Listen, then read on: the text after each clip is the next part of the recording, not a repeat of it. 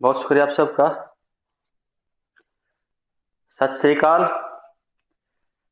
और क्योंकि आज हम जिस विषय पर बोलने सुनेंगे, आप सब आपस में एक दूसरे को सुनेंगे। तो आज अपने देश की वो महान शख्सियत जिसने अपने समय में इस देश की उस परिस्थिति को न केवल देखा, जाना, समझा, बल्कि उसको पूर्णतः बदलने की भी पूरी चेष्टा की। इसीलिए एक संबोधन में उन्हीं को कहना चाहता हूँ, वाहेगुरु जी का खालसा, वाहेगुरु जी की फतेह, गुरु नानक देव जी की जय। साथियों, इस मंच पर हम हर सप्ताह किसी न किसी एक महान शख्सियत के ऊपर चर्चा करते हैं। विशेष तौर से मैं आप सबका बहुत आभारी हूं कि मुझे सुनने को भी मिलता है, जानने को भी मिलता है और पढ़ने को भी मिलता है। जब आप मुझे बोलने का मौका देते हैं तो उस शख्सियत के बारे में और अधिक जानकारी एकत्रित कर आप सबके सामने बोलने की जो मुझे मौका मिलता है, उससे मैं स्वयं अपने आप को बड़ा धन्य और सही समझता हूँ, जो मेरे लिए बहुत अच्छा होता है। आज चर्चा करते हैं हम सिख धर्म के प्रवर्तक गुरु नानक देव जी की। गुरु नानक देव जी एक ऐसी शख्सियत है कि जितने कोने उनके ढूंढोगे, वहीं से आपको हीरे, मोती, जवाहरात और अमृत मिलेगा। दार्शनिक भी वो हैं, गृहस्थ भी वो हैं, धर्म सुधारक भी वो हैं, समाज सुधारक भी वो हैं, कवि भी वो हैं, देशभक्त भी वो हैं और विश्व बंधु भी वो हैं। इतनी खासियतें किसी एक व्यक्ति में होना अपने आप में एक बड़ा आश्चर्य का विषय है। परंतु क्योंकि हम ऐसी विचारधारा में विश्वास करते हैं कि जो व्यक्ति परिश्रम करता है, मेहनत करता है, लगन करता है और अपने संकल्पों को लोहे के समान मजबूत बनाकर आगे बढ़ता है, उसमें ये गुण अपने आप विकसित हो जाते हैं। गुरु नानक देव जी के भी ये सारे के सारे गुण उनकी मेहनत, उनके संघर्ष, उनकी लगन, उनके संकल्प और उनको कुछ कर गुजरने की एक कुवत के कारण है, उसके कुछ कर गुजरने की हिम्मत के कारण है। वो समय था जब हमारे देश में सल्तनत थी। सल्तनत को समझ लीजिए कि जब मोहम्मद गोरी ने इस देश को जीत लिया तो वहां पर अपने गुलामों का शासन शुरू किया। पहला गुलाम कुतुबुद्दीन ऐबक दिल्ली की कुर्सी पर बैठा तो उनके वहां से चलते आ रही सल्तनत, जब गुरु नानक देव जी इस धरती पर अवतरित हुए, जन्म लिया उन्होंने, उस समय लोधी वंश का शासन था और लोधी वंश को अपने धर्म के प्रति कट्टर शासकों में गिना जाता है। और जैसे जैसे हम बताते जाएंगे, हम आगे बढ़ते जाएंगे तो बताएंगे कि उस वंश का गुरु नानक देव जी से क्या उनके संपर्क रहे और क्या उनका आपस में क्या सामना हुआ। 15 अप्रैल 1469, जगह है तलवंडी, जिसको आज ननकाना साहिब के नाम से जाना जाता है। और ये जगह अब हमारे देश में नहीं है, पाकिस्तान में है। क्योंकि जिस समय गुरु नानक देव जी थे उसमें भारत, पाकिस्तान, अफगानिस्तान ये सब एक था। बेशक राजा अलग अलग थे, लेकिन आवागमन की रोकें नहीं थी। लोग आसानी से आ जा सकते थे, एक दूसरे से मिल सकते थे, बातें कर सकते थे। ये आधुनिक समय ने जितनी हमें आधुनिकता दी है, उतनी ही सीमाओं के बंधन भी दिए। आज हम बाढ़ के इस तरफ और उस तरफ एक दूसरे को निहार सकते हैं, लेकिन मिलना बड़ा मुश्किल है। खैर, कुछ आज की सरकारों की निद्रा भी टूटी, इसलिए एक कॉरिडोर बनाया गया है और उस कॉरिडोर से आप गुरु नानक देव जी के जन्म स्थल और जहां पर उन्होंने परिनिर्वाण प्राप्त किया, समाधि ली, यानी कि करतारपुर साहिब, वहां भी आप जाकर उनकी एक प्रकार से उनकी उपस्थिति को अनुभव कर सकते हैं, महसूस कर सकते हैं। पिताजी कल्याण चंद मेहता जी व्यापारी थे, व्यापार का काम करते थे, लेन देन करते थे। तो पिता चाहता है कि बेटा भी उनकी तरह एक और बड़ा व्यापारी बने। परंतु जहां किसी शख्सियत के मन में कोई नई और कोई विशेष काम करने की जब इच्छा जागृत होती है और वो जब उनके इरादों में पलती है, तो फिर वो थोड़े से अलग रास्ते पर चल पड़ते हैं। घर में पिताजी ने समझा नहीं कि बेटा क्या चाहता है। साथियों, मैं यहाँ एक छोटी सी बात जोड़ना चाहता हूँ। अगर आपके बच्चे अगर आपसे अलग विचार रखते हैं, अगर आपसे अलग चिंतन रखते हैं, तो मेरा मानना और कहना यही है कि आप उसका सहयोग कीजिए। क्योंकि उन्हीं में से कोई गुरु नानक निकलेगा, कोई भगत सिंह निकलेगा, कोई बाबा साहब अम्बेडकर निकलेगा, कोई ज्योतिबा फुले निकलेगा। जितनी शख्सियतों के मैंने नाम लिए हैं, आप चेक कीजिएगा, वो सब अपने पिताओं के रास्ते से अलग होके और महानता को प्राप्त हुए हैं। तो गुरु नानक देव जी का भी नहीं अपने उस काम में मन लगा। पिता ने पढ़ने के लिए बैठाया तो गुरुजी से ऐसे ऐसे प्रश्न पूछे। गुरुजी उनको पकड़ के उनके घर छोड़े। कहने लगे कि ये बच्चा इतना प्रतिभाशाली है और ऐसे ऐसे विचित्र प्रश्न पूछता है जिनके जवाब मेरे पास नहीं है, इसलिए इनको पढ़ाना मेरे वश की बात नहीं है। इनको आप घर में रखिए या किसी और अध्यापक की तलाश कीजिए। साथियों, यही फिर मैं एक बात और कहना चाहता हूं कि ऐसी शख्सियतें विरली होती हैं, विरले होते हैं ऐसे लोग। मैं पढ़ते पढ़ते जब एक जगह पढ़ा, एक से दुनिया का महान वैज्ञानिक जिसको हम थॉमस अल्वा एडिसन के नाम से जानते हैं और जिसे अमेरिका अपना सर्वप्रथम और सबसे बड़ा सपूत मानता है, वही थॉमस अल्वा एडिसन। उसको अब स्कूल से निकाल दिया गया था और यही यही एक विचार देकर कि ये बच्चा हमारे लायक नहीं है, हम इसको नहीं पढ़ा सकते। और वो बस्ता लेकर अपने घर आ गया था। अपनी माँ से बोला कि माँ, स्कूल ने मुझे निकाल दिया और ये चिट्ठी लिखी है, पता नहीं क्या लिखा है इसमें, देखना जरा। तो उसमें लिख रखा था कि आपका बेटा पढ़ने लायक नहीं है। तो एडिसन ने पूछा कि माँ, क्या लिखा है चिट्ठी में? तो माँ ने कहा, बेटा, आपके अध्यापकों ने लिखा है कि तेरा बेटा बहुत प्रतिभाशाली है और ये हमारे दिमाग से भी ज्यादा दिमाग रखता है, इसलिए आप इसको अपने पास रखकर पढ़ाइए। तो वही उसी माँ ने अपने बेटे को पढ़ाया तो देखो कितना बड़ा वैज्ञानिक बना। ऐसे बहुत उदाहरण जो गुरुओं के सामने, जब अध्यापकों के सामने ले जाए गए तो वहां से वापस भेज दिए गए, लेकिन बाद में अपने संघर्ष से, अपनी मेहनत से, अपनी लगन से बड़े महान व्यक्तित्वों की उसमें श्रृंखला में शामिल हुए। गुरु नानक देव जी भी ऐसे ही थे। अभी अपने साथी जो कवि महोदय थे वो बता रहे थे कि बहुत सारी भाषाएं उनको आती थी। हिंदी उनको आती थी, संस्कृत उनको आती थी, पंजाबी उनको आती थी, अरबी फारसी उनको आती थी। ये भाषाएं उस समय लगभग हमारे देश में प्रचलन में भी थी, क्योंकि सल्तनत थी और सल्तनत के साथ हमारे देश में अरबी फारसी आई और हिंदी उसमें शुरुआत हो रही थी हिंदी की। पंजाबी उस क्षेत्र में बोली जाती थी और संस्कृत, क्योंकि उस समय का जो उच्च वर्ग था जो अपने ग्रंथों को छुपा के रखता था, दूसरों को पढ़ने के लिए नहीं देता था, तो वो भाषा भी उन्होंने सीखी ताकि पता चले कि उन्होंने अपने इन ग्रंथों में लिखा क्या है। और सब जब युवा हुए तो पिताजी को चिंता थी ही, क्योंकि पढ़ने में उन्होंने ध्यान लगाया नहीं, व्यापार में वो सहयोग करते नहीं थे उस प्रकार से जैसे करना चाहिए था। तो सोचा क्यों न पुत्र की शादी कर दी जाए। हमारे देश में एक ही रिवाज भी है, बेटा बिगड़ जाए शादी कर दो, बेटा काम नहीं करता शादी कर दो, बेटा नौकरी नहीं लगता शादी कर दो। कमाल है। खैर, वो पुराना समय था, उस समय का चिंतन कुछ और रहा होगा, आज का चिंतन कुछ और है। तो इनका विवाह कर दिया गया 16 वर्ष की आयु में। माता सुलक्षणी देवी उनकी पत्नी थी, दो बेटे हुए, श्रीचंद और लक्ष्मीचंद। परंतु महान शख्सियत कहाँ परिवार के साथ बनकर रहती है। गौतम बुद्ध को देखते हैं, एक राजा का बेटा अपना महल छोड़कर चला गया इसलिए कि वो सच्चा ज्ञान प्राप्त कर सके, और यही काम किया गुरु नानक देव जी ने। परिवार त्याग दिया, अपने साथी लिए साथ में, और साथियों को साथ लेने में भी एक विशेषता है कि उनके जो सबसे पहले साथी थे वो मर्दाना थे। और मैं शख्सियत की विशेषताएं बताते बताते इसलिए इन नामों के बारे में अलग से बताता हूं ताकि उस शख्सियत की विशेषताओं के बारे में आप और अच्छे से जान सकें।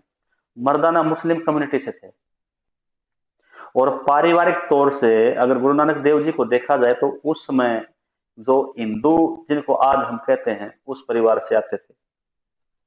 लेकिन मित्रता किसके साथ हुई? मर्दाना के साथ।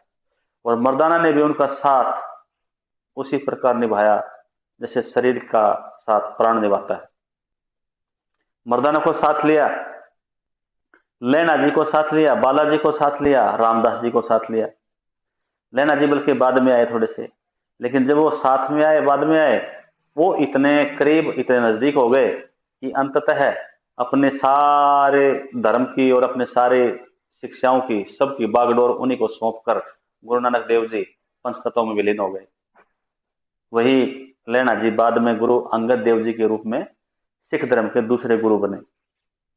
अंगद का अर्थ, पहले अंगद हमने खूब सुना था, बाली का बेटा अंगद, जो रामायण में जिसका जिक्र आता है, लेकिन कभी ये ध्यान नहीं गया कि ये अंगद का अर्थ क्या होता है, क्या मतलब होता है अंगद का। परंतु आज जब देखा कि गुरु नानक देव जी ने अपने शिष्य लैना का नाम अंगद रखा और उसको अपने धर्म का अपने सामने ही अपना उत्तराधिकारी घोषित किया, तब मुझे ध्यान आया कि अंगद का अर्थ पता करना चाहिए, क्या होता है अंगद। तो मैंने देखा अंगद का अर्थ होता है अपने ही अंग से उपजा। यानी कि वो लैना जी को इतना मानते थे अपना कि उनको नाम भी अंगद दिया और उनको अपना उत्तराधिकारी भी उसी समय घोषित किया, और लैना जी ने इस सिख धर्म को आगे बढ़ाया। सिख धर्म को जब आप पढ़ेंगे तो इनकी प्रत्येक बात में कुछ न कुछ विशेषता है, कुछ न कुछ खासियत है, कुछ न कुछ ऐसा एक अद्भुत अर्थ रखती हैं ये चीजें, जो हमें वास्तव में किसी अच्छी राह की तरफ लेके जाती है। अब सिख का ही ले लीजिए, सिख का अर्थ शिष्य होता है, और शिष्य भी कौन? जो सत्य के मार्ग पर चले, जो सच्चाई के मार्ग पर चले, जो औरों से कुछ अलग हो, और सिख। और उसी सिख धर्म को आगे गुरु नानक देव जी ने बढ़ाया अपनी वाणियों से, अपने उपदेशों से, अपनी सोच से, अपने चिंतन से एक ऐसे समाज और धर्म की स्थापना की जो आज पूरे विश्व में अपने परचम फहराता है। गुरु नानक देव जी विद्वान थे ही, पढ़े लिखे थे ही, भाषाओं का ज्ञान खूब था, खूब जानकारियां उन्होंने हासिल की थी, परंतु ये जानकारियां उतनी आसानी से उनको नहीं मिली। कुल मिला के 70 साल का उनका जीवन रहा है, और उस 70 साल के जीवन में पूरे 24 साल उन्होंने इस विश्व की यात्राएं की। एक जगह से जाकर दूसरी जगह उन्होंने ज्ञान प्राप्त किया, देखा, समझा, जाना। यानी कि स्वयं जाके पता लगाया कि जिस चीज के बारे में कुछ कहा जाता है वो वास्तव में है क्या, उसकी अहमियत क्या है, और लोगों का उसके प्रति रुझान क्या है। और यही एक सच्ची शख्सियत होती है जो स्वयं करके खोजने में विश्वास करती है।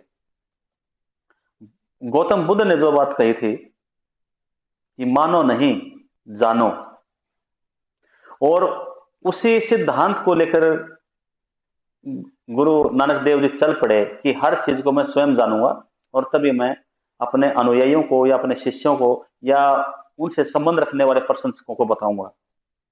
24 साल की यात्रा, लगातार 4 यात्राएं उन्होंने की। पहली यात्रा जहां वो जन्मे, ननकाना साहिब तलवंडी में, उसी के आसपास का इलाका सारा, जो 200, 300, 400, 500 किलोमीटर तक, सारा का सारा इलाका उन्होंने खुद घूम घूम कर ढूंढा, देखा, समझा, पहचाना।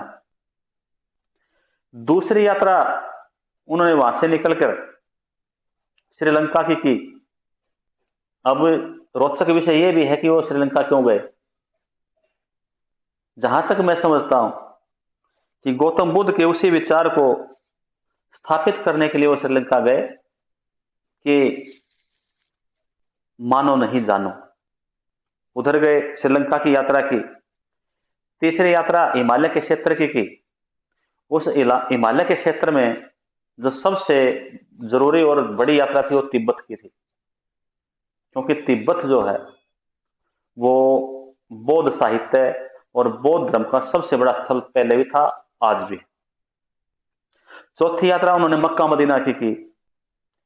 मुस्लिम धर्म का प्रचार हमारे देश में खूब जोर शोर से फैल रहा था, वो जानना चाहते थे कि हजरत मोहम्मद ने ऐसा क्या लिख दिया जिसको सुन सुनकर जानकर लोग उनकी तरफ खींचे चले जाते। अब कोई मेरे सामने ये कहे कि तलवार के बल पर इस्लाम का विस्तार हुआ है, कोई भी कोई भी जो सच्चा इतिहासकार है या विद्वान है या जो पढ़ने लिखने में मेरे जैसा रुचि रखने वाला व्यक्ति है, वो नहीं मानेगा इस बात को। इस्लाम का विस्तार केवल और केवल उसके भाईचारे की भावना से हुआ। एक ही पात में खड़े हैं रंक और राजा, इस भावना के कारण इस्लाम धर्म का प्रसार हुआ। गुरु नानक देव जी देखना चाहते थे मक्का और मदीना में ऐसी क्या शिक्षाएं छुपी हैं जिसके कारण लोग उनकी तरफ खींचे चले जाते। इन 4 यात्राओं को उनकी भाषा में उदासियां कहा जाता है। 4 उदासियां करके गुरु नानक देव जी ने जब सब कुछ देख लिया, जांच लिया, परख लिया और सभी धर्मों की शिक्षाओं को आत्मसात कर लिया, समझ लिया, सीख लिया, उसके बाद उन्होंने अपना ये सिद्धांत, अपना ये धर्म, अपना ये ये पंथ दिया जिसको सिख धर्म के रूप में आज हम जानते हैं। यात्रा उन्होंने 5वीं भी की, सिर्फ 4 यात्राओं तक वो सीमित नहीं रहे, यात्रा उन्होंने 5वीं भी की, लेकिन वो 5वीं यात्रा वहीं पंजाब के क्षेत्र में अपने विचारों, अपने उपदेशों और अपने ज्ञान के प्रचार प्रसार के लिए की, क्योंकि तब तक वो अपने सिख धर्म का शुभारंभ कर चुके थे। साथियों, 3 सिद्धांत सिख धर्म के जो गुरु नानक देव जी ने दिए, वो तीनों सिद्धांत जितने भी धर्म हैं उन सब का निचोड़ है। लोग कहते हैं कि धर्म जोड़ना सिखाते हैं, लोग कहते हैं कि धर्म तो मानव मानव में प्रेम करना सिखाते हैं, लोग कहते हैं कि धर्म तो आपको शांति का संदेश देते हैं। अब धर्म शांति का संदेश देते हो न देते हो मुझे नहीं पता, लेकिन गुरु नानक देव जी ने जो संदेश दिया है, अगर उन सब धर्मों की अच्छाइयों का निचोड़ कहा जाए तो कोई गलत बात नहीं होगी। 3 सिद्धांत उनके हैं, मैं जिनकी चर्चा करूंगा आपके सामने। सबसे पहला है जप करो। ये जप करो क्या है? अगर कोई अंधविश्वासी और पाखंडी होगा तो कहेगा कि भक्ति करो, आसन लगाओ, आंखें बंद करो, पूजा अर्चना करो, मंदिर में जाओ, वो तो यही कहेगा। परंतु गुरु नानक देव जी का जो जप करो है, उसका सीधा सा अर्थ है सेवा और समर्पण। किसकी सेवा, किसका समर्पण? समर्पण है अपने गुरु द्वारा सीखे गए अच्छे ज्ञान के प्रति, और सेवा है उनसे मिलने वाली मानवता के लिए। यह जप करो का सीधा अर्थ है। दूसरा जो उन्होंने सिद्धांत दिया वो है कीरत। अब जो पाखंडी है उन्होंने कीरत के पीछे न लगा दिया, कीर्तन बना दिया। रात को ढेर सारे पाखंडी इकट्ठे हो, ऊंची ऊंची आवाज में और बड़े बड़े लाउड स्पीकरों के साथ अपने पड़ोस के लोगों को भी तंग करो, खुद भी पागलों की तरह वहां शोर मचाओ। अरे नहीं, कीरत ये नहीं है। कीरत का अर्थ है मेहनत, परिश्रम, संघर्ष, कुछ करके दिखाना, ये कीरत है। और उसी कीरत से, उसी परिश्रम से कमाए गए धन का उपभोग, यही सिख धर्म का फलसफा है। इसीलिए आप नजर दौड़ाइए, जांच कीजिए, आदरणीय खीमा जी मुझे जरूर सुन रहे होंगे, कि कम से कम जो मेरा अनुभव है, सिखों से मेहनती कौम नहीं है हमारे देश में। और तीसरा जो उनका सिद्धांत था वो था बंड के छको।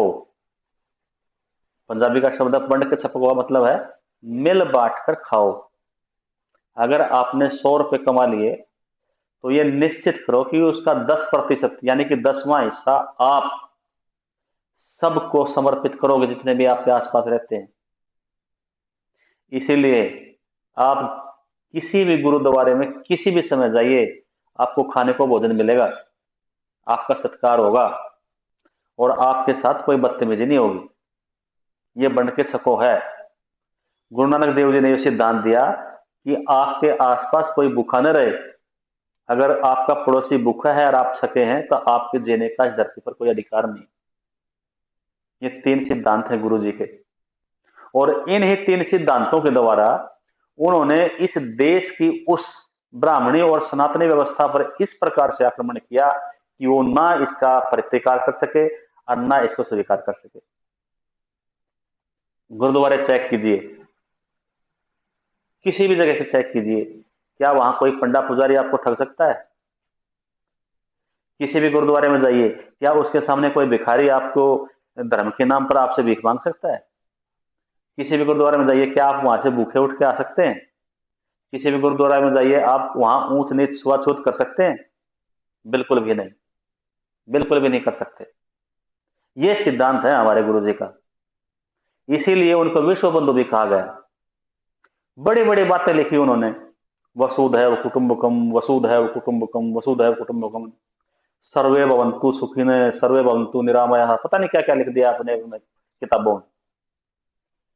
लेकिन इन लिखे हुओं का प्रैक्टिकल कहां है? वास्तव में प्रयोग कहां है इनका? अगर आपको उन्हीं वाक्यों का प्रयोग देखना है सीधे शब्दों में, बंड के छको, कीरत करो, जप करो में, तो वो आपको सिख धर्म में मिलेगा। गुरु नानक देव जी ने सारे धर्मों की पुस्तकें पढ़ी और उनमें से जो अच्छा मिलकर जो आर्क निकला, जो निचोड़ निकला, उसके लिए उन्होंने आपके सामने ये सिख धर्म का प्रत्यर्पण किया, आपके सामने सिख धर्म को रखा। और कई जो जलते हैं ना, जो कुछ कर तो सकते नहीं, कुछ बिगाड़ तो सकते नहीं, लेकिन आग सेक लगाने में वो पीछा नहीं देखते। वो लोग, कुछ लोग कहते हैं कि जो हमारा संविधान है वो कॉपी पेस्ट है, कि हमने दूसरे देशों के संविधानों से बातें चुराकर अपने संविधान में डाल ली। अब उन बेवकूफों को कौन समझाए कि कोई भी जिस भी चीज का आप निर्माण करते हैं, उसका आधार जो पुराने समय में कोई चीजें अगर ऐसी बनी हो तो उनका आधार लिया ही जाता है। और फिर किन्हीं दो चीजों की अच्छाइयां अगर आपस में मिलती हैं तो वो एक दूसरे की कॉपी पेस्ट कैसे हो गई? गुरु नानक देव जी ने यह दिखा दिया कि इस देश के जितने भी धर्म हैं, उनकी अच्छी अच्छी बातों को प्रयोग करके भी एक अच्छे समाज का निर्माण किया जा सकता है, एक अच्छे पंथ और संप्रदाय का निर्माण किया जा सकता है। ये उन्होंने न केवल बताया, न केवल बताया, अपितु उसका प्रयोग करके हमारे समक्ष प्रत्यक्ष रखा भी। और आज आप देख लीजिए कि देश में या विदेश में कोई भी आपदा आती है, पूरे विश्व में कहीं भी कोई समस्या आती है, तो सिख धर्म के अनुयायी सबसे पहले इमदाद लेकर पहुंचते हैं, मदद के लिए पहुंच जाते हैं। और जब कोई भी गुरुद्वारा आपको भूखे नहीं आने दे सकता, तो वहां पर जो खाने पीने की अनाज की व्यवस्था है वो किन के पैसे से होती है? ये उन्हीं गुरु भक्तों के पैसे से होती है, जो अपने कमाई का 10% हिस्सा अपने ईमान के साथ उन जगहों को समर्पित कर देते हैं। साथियों, गुरु नानक देव जी की हस्ती कोई इतनी सामान्य हस्ती नहीं है।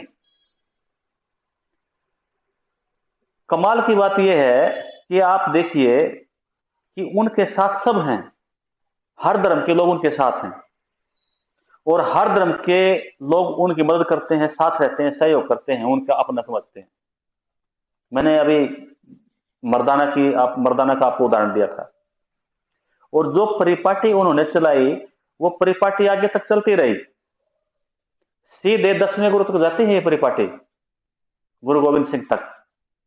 गुरु गोविंद सिंह ने जब गुरुवाणी की रचना की, यानी कि गुरुवाणी का संकलन किया और गुरुवाणी को ही फिर अपने आखिरी गुरु के रूप में स्वीकार किया, तो उसमें उन सभी महापुरुषों की रचनाओं को, उन सभी महापुरुषों की सीखों को शामिल किया, जो बेशक से सिख नहीं थे, लेकिन उनकी विचारधारा सिख धर्म से मिलती थी। और उन शख्सियतों में जिनकी रचनाओं को उन्होंने अपने उस आदि ग्रंथ में स्थान दिया, सबसे बड़ा नाम कबीरदास का है। और यहां एक रोचक तथ्य और मैं बताऊंगा आपको कि गुरु ग्रंथ साहिब में 30 भक्तों, गुरुओं और संतों की वाणी है, इससे ज्यादा भी हो सकती है, जिसमें सबसे ज्यादा जो वाणियां हैं वो कबीरदास जी की हैं, रैदास जी की हैं, और सैन भगत की हैं, धन्ना की हैं, पीपा की हैं, एक एक शब्द सूरदास जी का भी है, और भाई नामदेव का है, सैन भगत का है, इन सब की वाणियां हैं। और ये जितने भी कवि थे या जितने भी संत थे, ये सारे के सारे एक ईश्वरवाद में विश्वास करने वाले थे कि ईश्वर एक है। यही गुरु नानक देव जी ने कहा, एक ओंकार, ईश्वर एक है। ये जो ईश्वर एक है इन्होंने कहा, उससे क्या फायदा हुआ इस देश को, ये एक बहुत बड़ी बात है जिसको समझने की जरूरत है। जब उन्होंने कहा ईश्वर एक है, तो उनकी इस एक बात से ही इस देश के 33 करोड़ देवताओं के ऊपर पर्दा पड़ गया। वो 33 करोड़ के करोड़ देवता एक प्रकार से उनके दायरे से बाहर हो गए, अर्थात दरकिनार कर दिए गए, उनकी जरूरत नहीं। और आप देखो, किसी भी गुरुद्वारे में जाओ आप, 33 करोड़ में से कोई एक भी मिलेगा आपको? उन्होंने उनको एक प्रकार से उठाकर अपने दायरे से बाहर कर दिया। और गुरु ने जो बात बताई, कीर्त करो, उस बात को सुना, बंट के सको, उस बात को माना, और सेवा करो, इस बात के ऊपर ध्यान दिया। सिख धर्म चल निकला। आज दुनिया के तमाम देशों में सिख धर्म के अनुयायी आपको मिल जाएंगे, और सबकी सबसे मेहनती, सबसे जुझारू और सबसे सहयोगी कौम के रूप में आज सिख धर्म के अनुयायियों का नाम आता है। वाकई में उनको सत श्री अकाल कहने का मन करता है बार बार। साथियों, गुरु नानक देव जी की अस्थि एक ऐसी अस्थि है जिसके ऊपर आक्षेप लगाने की भी इनकी हिम्मत नहीं होती, लगा ही नहीं सकते।